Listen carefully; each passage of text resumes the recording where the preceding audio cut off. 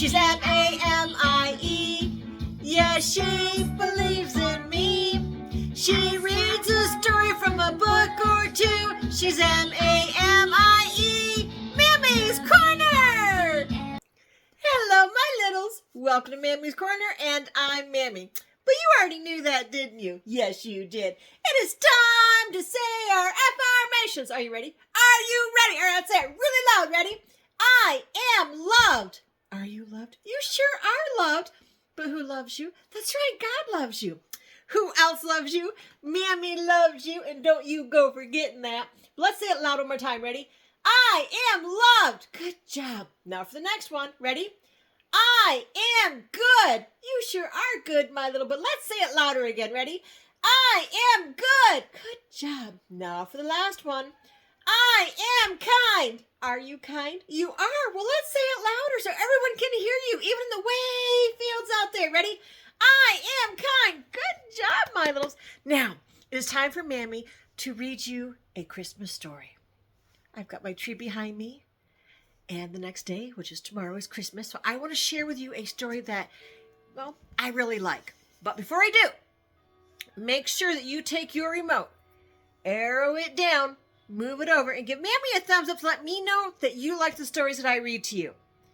Are you ready? All right, let's get comfy. Okay, so make sure you find your favorite comfy chair you want to sit in, or maybe a person you want to cuddle with, whomever, it's okay. Make sure you have your favorite blankie. Mammy's getting hers. Okay, there we go. All nice and tucked in. Tuck it in. Mammy's all tucked in. Maybe you have a favorite pillow that you want to cuddle with as Mammy reads the stories to you. I got my favorite pillow. Do you have yours? Yeah? And maybe you need a favorite stuffy. Mammy has a new one, but I'm going to share with you after the holidays. But right now, I've got Buddy. He's still my favorite. I love Buddy. But I have another one I can't wait to share with you. It is time for Mammy to read you a story. So once you get all nice and comfy, right? You ready? Ready? All right, let's get reading. Today's story is The Joy of a Peanuts Christmas. Let's get started. This is The Joy of a Peanuts Christmas. It's 50 years of holiday comics. Let's take a look. We're going to start back in the 1950s. It was a long time ago. And this right here is a comic book of Christmas past. Ready? Here we go. So here we have a little kid walking, and here it says 3 blocks that way. It's okay, whatever. And there's the arrow again, and they see the arrow, and they're like, what? Then it says, only 1 more block to Charlie Brown's house. Say, what?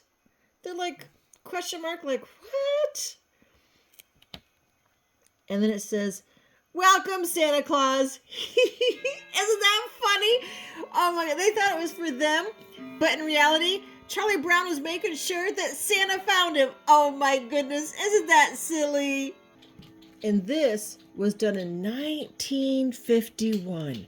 Whoa, long before even Mammy was born. Oh my goodness. And this one is in 1952. You ready? Here we go. This is Lucy, and she says, you mean Santa comes down this chimney? And Charlie Brown goes, uh-huh. And she says, and then he crawls out of this fireplace? And Charlie Brown goes, uh-huh. And Lucy says, and he does that in every house in town? Charlie Brown says, all over the world. And she says, what a way to make a living. Oh my goodness, she's so silly. Now we're going to do one from 1953. You ready?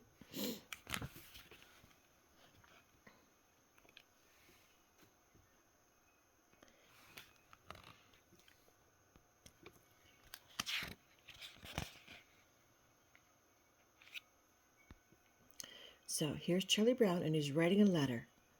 It's not too late for you to write a letter to Santa Claus. That's what he's doing. Because mommies and daddies and adults have special ways to make sure that Santa Claus gets those letters.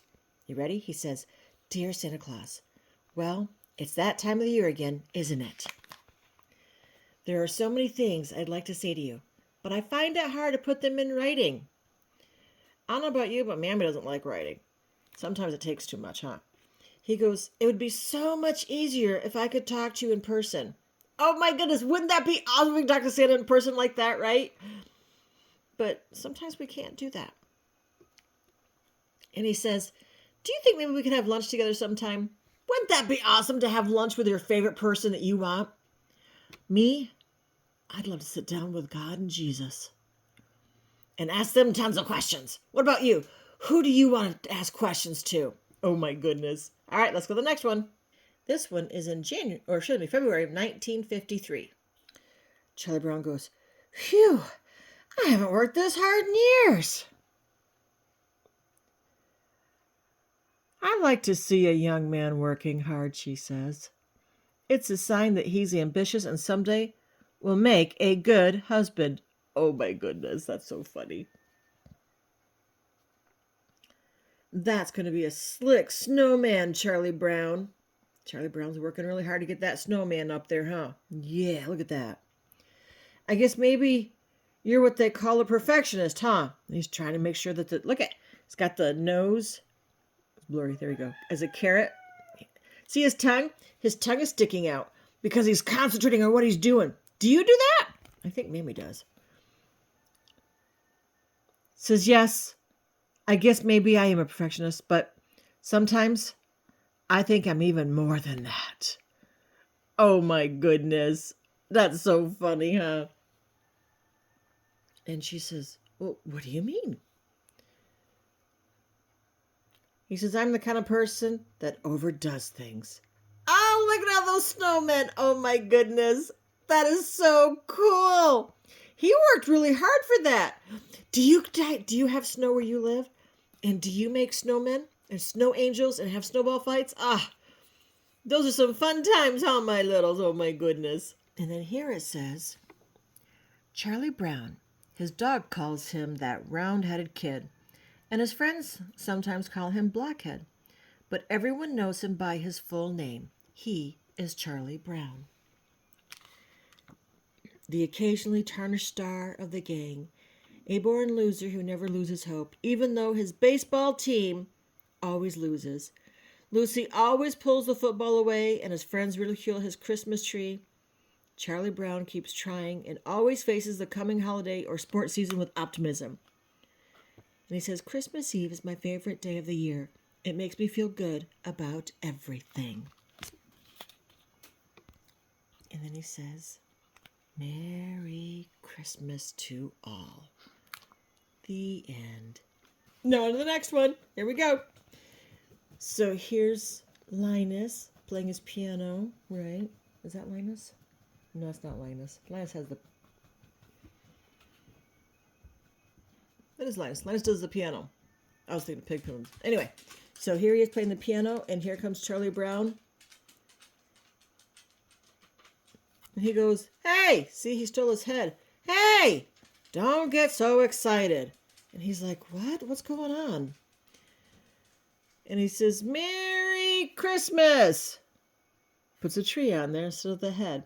Oh, that was fun. Nice, huh? So now this is Pigpen. Pigpen always wanders around in a cloud of dirt, and he leaves dirt on everything in his path. But Pigpen has accepted his dirtiness and is happy that way. His Christmas time snowman may not be the cleanest snowman in town, but at least they've got character, just like Pigpen.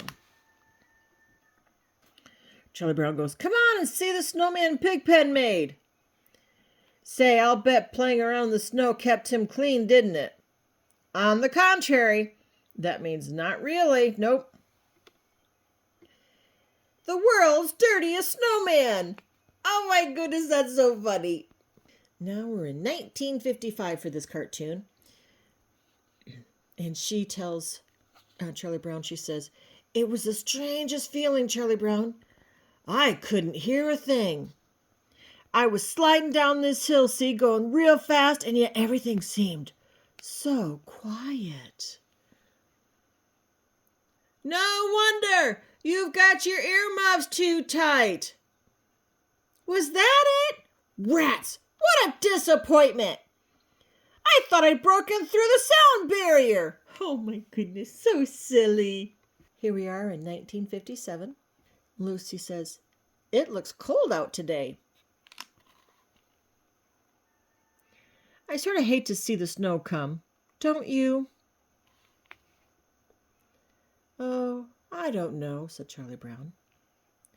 "After all, if snow comes, can Santa Claus be far behind?" What? How smart is that? Oh my goodness. 1959. Uh-oh, she's yelling. "You and your letters to Santa Claus," Lucy yells. "You think you can get me in bad with him, but you can't. Santa is very forgiving with little girls." "Oh, yeah?" he says. "Yeah, little girls can get away with a lot more than little boys." "What makes you think so?" he asks. "Because we're so cute." Oh my goodness. So this is Lucy. Lucille Van Pelt is crabby, loud, often angry, and proud of it. She makes no attempt to hide her emotions or her opinions and can be just plain mean to her brother Linus, her friends, and even the neighborhood dog. Well, that's not nice, is it? She always knows the answer. She's the neighborhood psychiatrist. She's always right, no matter what the facts say. And she is always in charge, whether or not anyone wants her to be. Despite resistance from Schroeder, she continues to pursue him by hanging mistletoe at Christmas or leaning seductively on his piano. So it's Schroeder that plays the piano. Mammy, sorry. And Lucy says, "I just noticed something about this room. There's an appalling lack of mistletoe." Oh my goodness. "Are you going to make any New Year's resolutions, Lucy?" Charlie Brown asks. "What? What for? What's wrong with me now? I like myself just the way I am. Why should I change? What in the world is the matter with you, Charlie Brown?" she yells. "I'm all right the way I am. I don't have to improve. How can I improve? How, I ask you? How?" "Good grief," says Charlie Brown.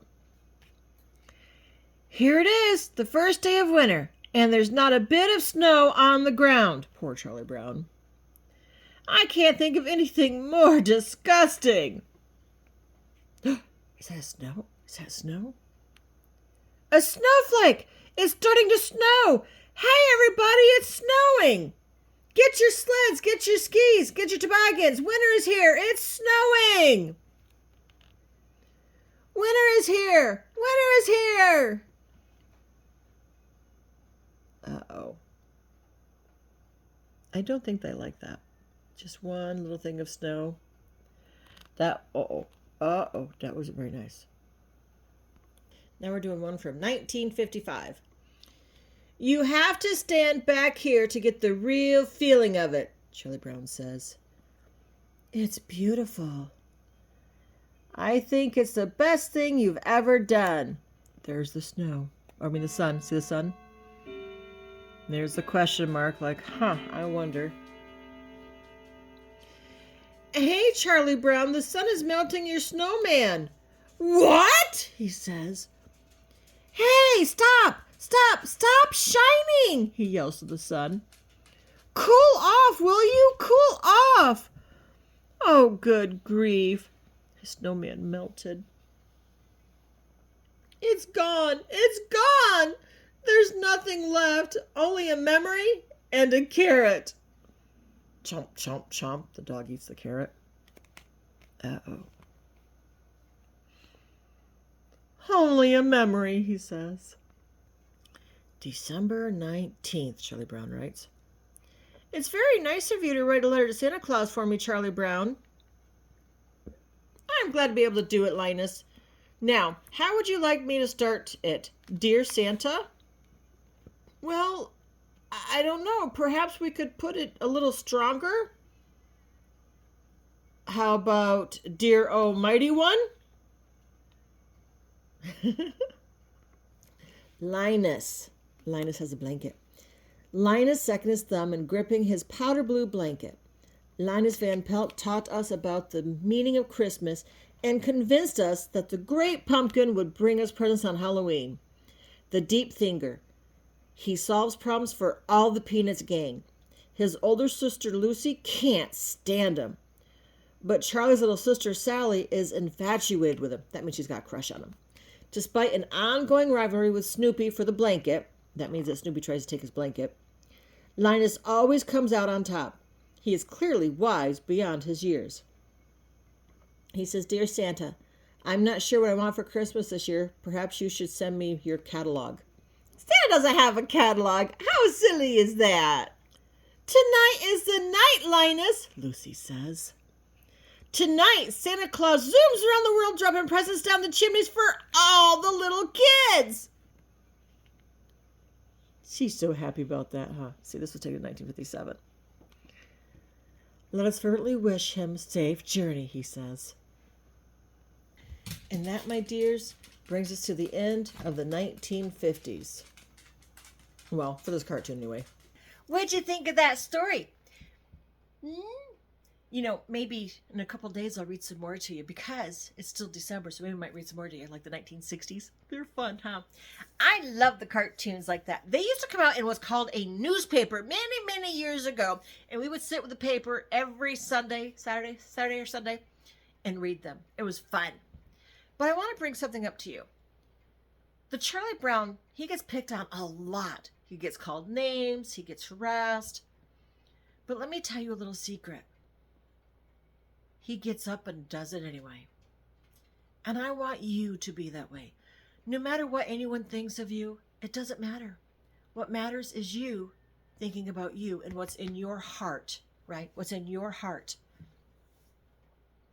Make sure you love one another.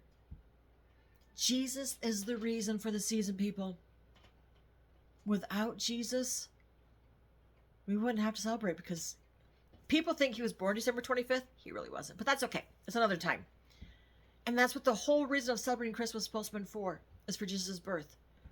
So remember that. Love and kindness goes a long way. And if somebody hurts your feelings, it's okay to walk away. So that's the end of my story. That's the end of my lecture. What did I say when Mammy's all done? That's right. Besides your parents who loves you, God loves you. But who else loves you? Mammy loves you. But Mammy loves you bestest. Until next time, my littles, be good and be kind.